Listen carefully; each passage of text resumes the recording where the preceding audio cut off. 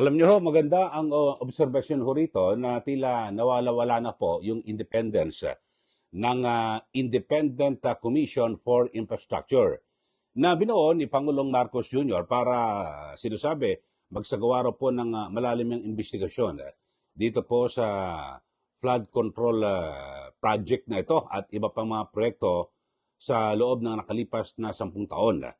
Kasi ay tuwing magsasagawa po, bawat kilos o kibot ng ICI ay may mga miyembro ng gabinete, halimbawa, at magsasagawa ng isang ocular inspection, ang ICI ay kasama pa mismo yung DPWH Secretary na si Vince Dizon. Di ba sila po ay tinatawag na alter ego ng presidente, di ba? Kaya nga pag may mga may nangyari at ginawa na sabihin natin uy, mukhang sumablay tapos sir, mag-resign ka ba? Hindi. Kaming mga miyembro ng gabinete, we serve at the pleasure of the president. Laging gano'n, di ba? Narinig natin. So, alter ego sila. Kapag may ginawa ho yan, ay sumasalamin kaagad yan sa kagustuhan ng Pangulo. Di po ba? Alam mo, nag-implement ng polisiya. Ibig sabihin yan, yan din ang gusto ng Pangulo. Kaya alter ego. So, dito ho, mga kabayan, tama ho itong naging obserbasyon ni Attorney Ferdinand Topacio na tila nawawala na po yung independence ng ICI kasi bakit laging nandun? At ang isa rin ho siya nakapagtataka, mga kababayan, dyan po sa Senate Blue Ribbon Committee. Mismong si Senator Marcoleta ay nakapansin na ho bakit laging nandyan ang DOJ Secretary? Kaya nga minsan sabi ho ni Senator Marcoleta, parang nagbago ho isip nitong si Sergeant Orly Gutesa. Dahil sa katabi ho si Secretary Remulla at yung dalawa pa, si Alcantara. Kaya parang umayaw Ayaw na hong magbigay ng magpaprotekta sa DOJ, NBI. So ito, panoorin nyo, maganda ho ito mga kababayan at tila may kinalaman din sa nalalapit po na pwedeng mag-file na ng impeachment ang mga kritiko ni Vice President Sara Duterte at tila iniipit na ho yung ilang mga senador na kontra sa impeachment at samantalang patuloy na pinoprotektahan di umano ang mga kongresista kasi bilhin nyo nang magbanggit ang mga diskaya ng 17 kongresista, wala ho, parang walang matabang ho ang pagtanggap. Pero may nabanggit ho, ito pong si Bryce Hernandez, ito hong si dating DPWH Undersecretary Robert Bernardo. Naku, agad na kumilos ang DOJ at di ba, ina-request agad na i-freeze ang account nitong mga senador na ito. So, bakit ho ganon? Kapag kongresista ay parang inililihis ho yung kanilang parang ayaw hong mabahiran yung mga congressman. Bakit ho? Parang may kinakampihan. Maging ito pong sa Senate Blue Ribbon Committee. Kapag mga kongresista, parang sila, matamlay, malabnaw o kung ano man, ganun ho. Pero pag senador, nako, upak agad, pati yung Justice Secretary. Ito, panoorin nyo ho mga kababayan, napakaganda nito hong mga pananaw at pahayag ni Attorney Ferdinand Topacio. Ito ho, panoorin po ninyo. It is my firm belief na compromise na ang independence ng ICI with the government's undue and inordinate reliance on the DOJ to do everything. Kita nyo, nahalata na ni Senator Marcoleta. Blue Ribbon, bakit nandoon lagi si DOJ Secretary? Di ba sabi nga niya, investigative arm na ba tayo ng DOJ? Bakit iniimbita yung DOJ Secretary? Diba? Bakit dadalaw yung DOJ Secretary sa ICI? Bakit laging kasama si Secretary Dizon sa mga yung mga anong tawag doon? Yung mga ocular inspection? Hindi ba the Secretary, all the members of the cabinet are alter egos of the President? Bakit nandoon ang alter ego ng President with members of a commission that is supposed to be independent? Di ba? May powers. Binigyan ng powers. far-reaching powers. Kailangan pa ba may DOJ? Kailangan pa ba may Secretary ng Public Works na alter ego ng President? Extensions of the personality of the President. Yan ang mga inconsistency. SMNI, di ba sinasabi nila, yung mga pumunta daw doon sa compound ng Kingdom, walang barel. Di ba kita sa video may mga barel? Ganyan ang pamahalaan natin. You cannot rely on this administration to tell the truth.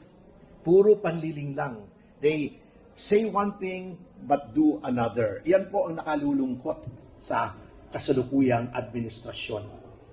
Thank you po.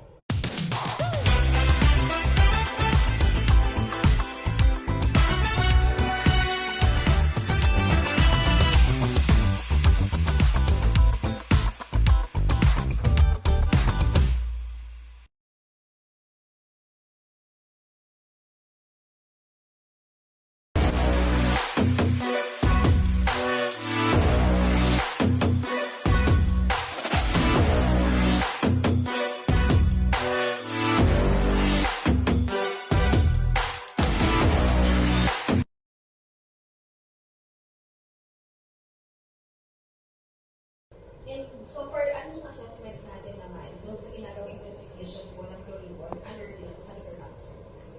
Nakita nyo naman kung paano i-cover up. Tuwing napupunta na kay Martin, ililihis niya. Bago, eto pa ha, eto malalim kong iniisip ito sa Blue Ribbon at sa Senado. Okay. Kapag noong ang ini-enumerate noong mga diskaya ay mga congressmen, wala naman silang ginawa, di ba? Noong si Hernandez at si Alcantara ang nagbanggit, mga senador, di ba ang DOJ finreeze agad through the AMLAC yung mga bank accounts ni Senators Joel Villanueva, Jinggoy Estrada, pati ba si Cheese na freeze? Oo. Finreeze, di ba? Oo. Bakit nung nagbanggit congressman, di finreeze? Bakit yung senador, pinifreeze? Bakit yung NBI, although hindi na Blue Ribbon ito which is under the DOJ, ang nirekomendang filean, 3 senador, pero sa dami ng congressmen, 2 lang ang pinapafailan.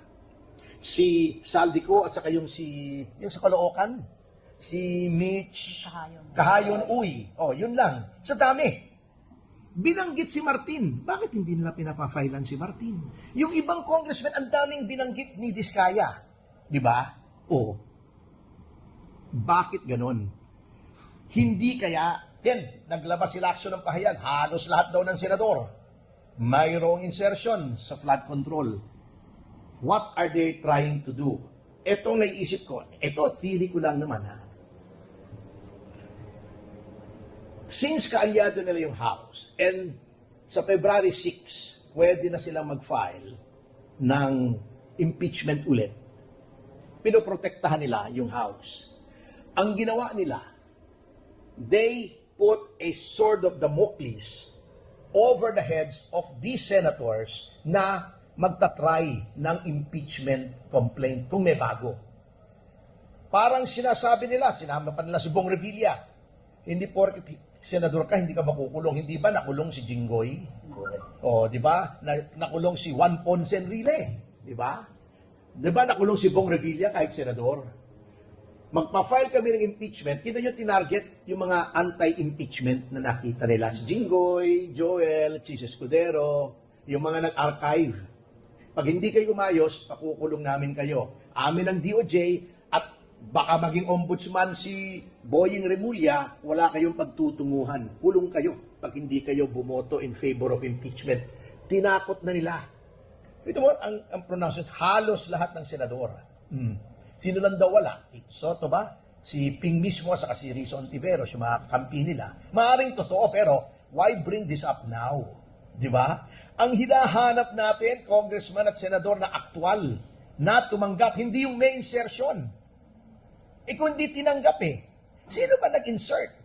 Hindi ba yung small committee, sinasabi ni Toby Chanco, sa GAA? Bakit tatakutin mo yung mga senador? May binabalak ito kasi malaking dagok sa kanila nung na-archive yung impeachment kasi natalo sila sa Supreme Court. Plus, pumutok tong flood control, hindi nila malaman kung saan nila kukunin yung perang panuhol na naman doon sa mga pipirma sa impeachment. Ito ang plan B nila. Okay, mapa-impeach tayo. Anyway, kontrolado pa naman natin ang House. Lahat ng dissenters dyan, katulad ni Kiko, Barsaga, ipitin natin, ethics complaint natin. Pagdating sa Senado, may leverage tayo. Umayos kayo or idadawit kayo sa flood control. Kasi kontrolado rin namin yung DOJ at NBI. At baka maging kontrolado rin nila yung ombudsman. So nakikita nyo na yung laro eh. Kasi when you look at it, just player ako eh. You have to look at the board, mga 7, 8 moves ahead.